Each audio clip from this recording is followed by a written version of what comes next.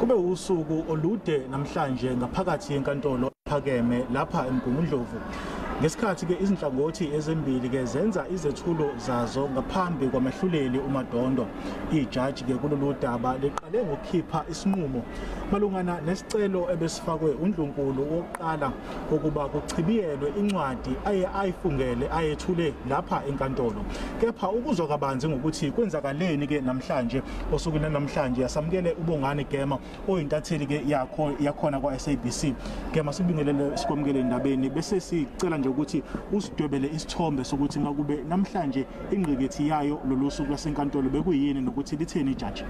Sibonge emakhanya ke udaba olusha esiluzweni namhlanje besingalizwanga izolo udaba ke lawo amazinyane esilo amabili uNtando yenkosi noNtombi zoSuthu okuyibona ke abafake isicelo enkantolo ukuthi bayacela ukuthi inkantolo ike imise konke izinqumo ezisezathathwa ephuma kuwili yesilo ngoba bathi ke isignature elapha kuwili akuyona yakhe kuba yede bathi ke baqasha uchwepheshe oyimele uyena waqinisekisa ukuthi ngempela leya signature akusiyo abayede. Uzokhumbula ke emakhanya ukuthi kuleya wili iyona lapha phela kwaphuma khona igama lika Ndlunkulu uMantombi Zulu Dlamini Zulu uyena ke owaba iregent noma owabamba ukukhosi kuyena ke owasi kuwili yakhe wase kuyena omemezela ke umntwana enkosi noma uPrince uMisuzulu okuyena ke othathe isihlalo sobukhosi. Bathi ke konke lokho bafuna ukuthi kume kuze uqinisekise ukuthi ngempela leya signature elapha kuleya wili eyakhe ngempela ubayede.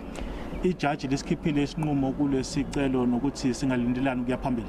Okwamanje emakhanya ke ijaji saliguqisile udaba ishongo usuku la izomemezela khona isinqumo sayo kodwa ke ithe icela isikhathi ukuthi zonke lezi inhlangothi ezithe zakhuluma zabika ama side azo bacela ukuthi ke inikwe isikhathi ukuthi udingide lonke udaba izobe isimemezela usuku la khona ezokhipha sona isinqumo sayo.